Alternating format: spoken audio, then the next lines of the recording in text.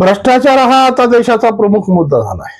कारण की भ्रष्टाचारामुळे ज्या पद्धतीने दिल्ली ते गल्ली आता पोखरून निघाली आहे आणि ज्या पद्धतीचे आकडे मोठमोठे आकडे आता जिल्हा स्तरावर फुटू लागलेत ना आणि ज्या पद्धतीने समोर येऊ लागलेत ना तर सर्वसामान्य माणसाचे धाबे जाणवू लागलेत.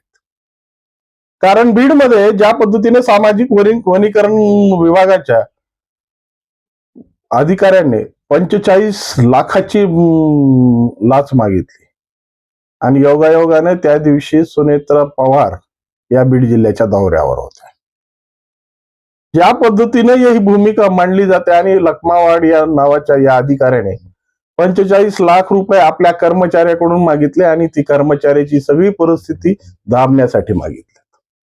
आता विचार करा, ही सगळ्या गोष्टी जरी 45 लाखाची रक्कम जर तो कर्मचारी मोजत असेल किंवा त्याची परिस्थिती दाबण्याचा प्रयत्न करण्यासाठी ही एवढी रक्कम पाहिजे असेल तर भ्रष्टाचार किती मोठमोठ्या प्रमाणात असतील. दुसरा प्रकार घडला, कारण की जाधवर साहेब एसीबीचे जाधवर साहेबांची चर्चा करत असताना त्यांनी एक ट्रॅप लावला आणि त्या ट्रॅपमध्ये त्या अभियंत्याने म्हणजे उच्च पदस्थ अभियंत्याने 1200 रुपयाची लाच मागितली. उच्च पदस्थ अभियंता आणि मागतो काय तर 1200 रुपयाची लाच. आणि या 1200 रुपयाच्या लाचेच्या पायी त्याने आपली नोकरी धोक्यात आणली. काय झालं या लोकांना? कशामुळे एवढा हव्यास? आणि यामुळे सर्वसामान्य माणसाचं जीवन कशा पद्धतीने अवघड केलंय. कारण की जिथं जावं तिथं भ्रष्टाचाराची आता मुळे देशाला पोखरू लागलेली आहेत. सामाजिक दृष्टिकोनात भ्रष्टाचार, राजकीय परिस्थितीत भ्रष्टाचार, प्रशासकीय स्थितीत भ्रष्टाचार, शैक्षणिक विभागात भ्रष्टाचार. भ्रष्टाचार हा विषय आता एवढा मोठा भोपळा बनलाय की सर्वसामान्य माणसाला तो भोपळा कधी आपल्या डोक्यावर पडेल आणि आपलं जीवन कधी उद्ध्वस्त होईल याची आता भीती निर्माण झाली. परंतु या भ्रष्टाचाराने फक्त ही भीती निर्माण केली नाही तर सगळी समाज व्यवस्था पोखरलेली. आणि ही समाज व्यवस्था कशा पद्धतीने पोखरली त्याच विश्लेषण करण्यासाठी आज मी तुमच्या समोर आहे. नमस्कार मित्रांनो, मी राजेश दुबे. मंथन मध्ये आपलं स्वागत आहे. सामाजिक विकास आणि सामाजिक संस्कार आणि देशाचा विकास हा खऱ्या अर्थानं सर्वसामान्य नागरिकांच्या आणि आमच्या कर्त्या धर्त्यांच्या हातात असतो. ज्या पद्धतीने विकास योजना येतात आणि ज्या पद्धतीने सर्वसामान्य माणसं आपली सामाजिक जाणीव जपतात त्याच्यावर देशाचा विकास ठरत असतो. परंतु आजकालची परिस्थिती फार वेगळी आहे. आजकाल सगळेच पैशाच्या मागे लागलेत. जो पैसा समाजातला साधन आहे त्याला तो साध्य बनवू लागलेला आहे. आणि या साध्य बनवण्याच्या नादात आम्ही कोणाकोणाचे मुंडके कशा पद्धतीने तोडतो, कोणाला कशा पद्धतीने ब्लॅकमेल करून पैसा काढतो, कोणाला कशा पद्धतीने विटीस धरून आम्ही पैसा काढतो. ही पैशाची कमवण्याची आता एक नवीन स्टाईल झालेली आहे, स्टाईल. पण ह्याच्यात मरतो कोण माहिती का तुम्हाला? तो सर्वसामान्य माणूस जो इमानदारीनं आपलं काम करतोय, इमानदारीने राबतोय आणि इमानदारीने आपली जीवन दिनचर्या चालवण्याचा प्रयत्न करतो. आणि जेव्हा ही इमानदारी होती तेव्हा सगळ्यात मोठी एक गोष्ट होती, उत्तम शेती, मध्यम व्यापार आणि कनिष्ठ नोकरी. म्हणजे या सगळ्या इमानदारीची सूत्र बाळगणारी ही भूमिका होती. ज्या पद्धतीने शेती पिकायची, शेतीची ज्या पद्धतीने परिस्थिती निर्माण व्हायची, त्या शेतीतून निघणारा जो माल आहे त्याच्यावर शेतकरी हा राजा होता. मग नंबर 2 ला यायचा व्यापारी, नैतिकतेने धंदा करायचा, नैतिकतेने व्यापार करायचा, आपल्या घेवाण आणि विक्रीतून आपली परिस्थिती भागवण्यासाठी पाहिजे तेवढाच नफा कमवायचा आणि आपलं कुटुंब चालवायचं. आणि तिसरा म्हणजे नोकरदार की जो नोकरदार आपल्या नोकरीच्या भूमिकेतून आपलं घरदार चालवायचा, नोकरी करायचा. आणि त्यामुळे त्या काळात नोकरदाराला कुणी मुलगी देत नव्हतं. एक तर शेतकरी पाहिजे नाहीतर व्यापारी पाहिजे तर आपली मुलगी सुखी राहील असं म्हणण्याची भूमिका होती. शेतकऱ्याच्या घरात तर उंदर कोकले गेली होती, उंदर मोठी व्हायची. पण आज त्या शेतकऱ्याची अवस्था कशा दयनीय अवस्थेत सापडली. त्याच्या घरात मात्र सुद्धा येत नाही.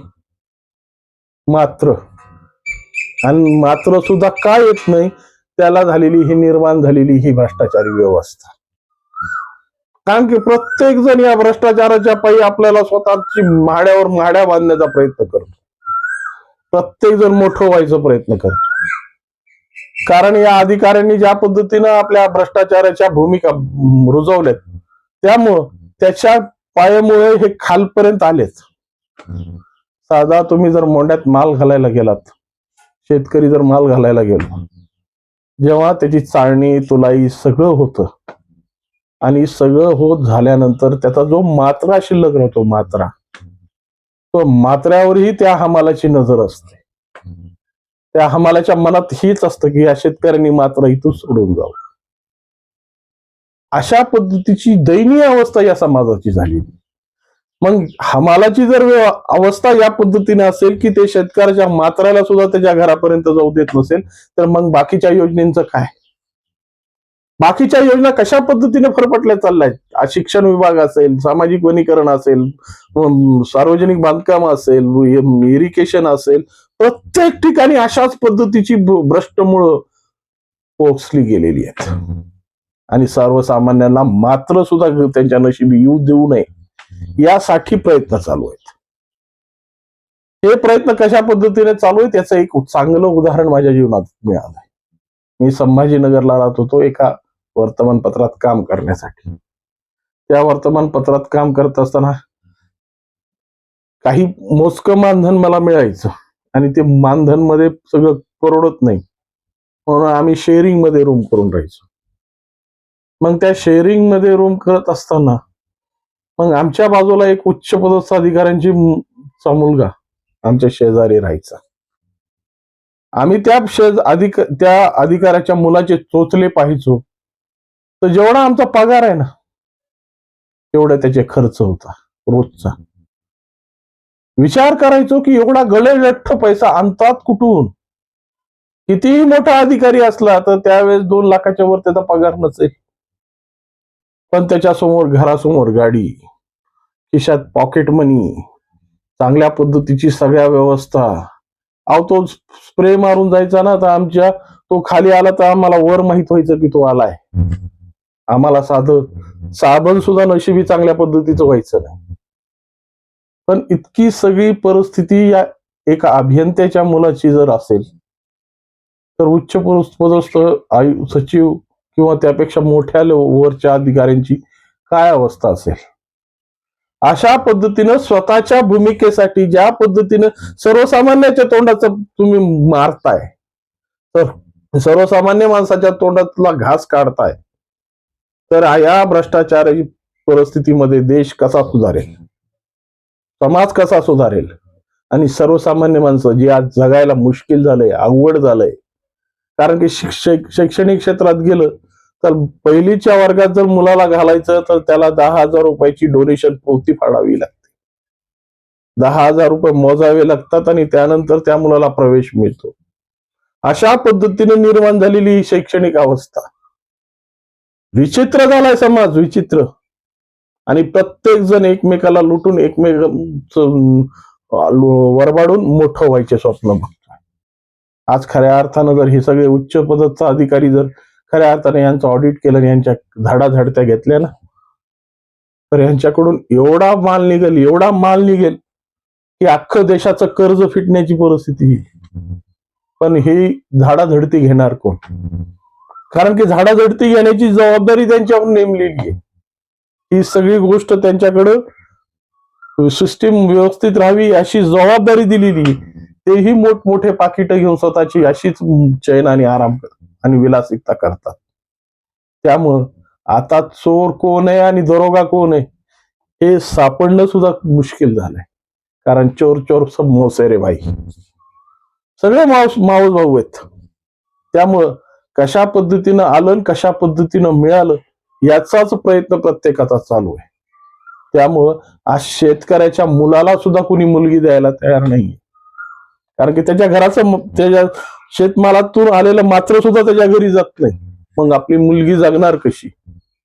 मात्र एखादा जर चपराशी जरी असेल, रोज लेझिम खेळत जरी येत असेल, पण येताना कमीत कमी 4-5 हजार रुपये खिशात दररोज आणतो.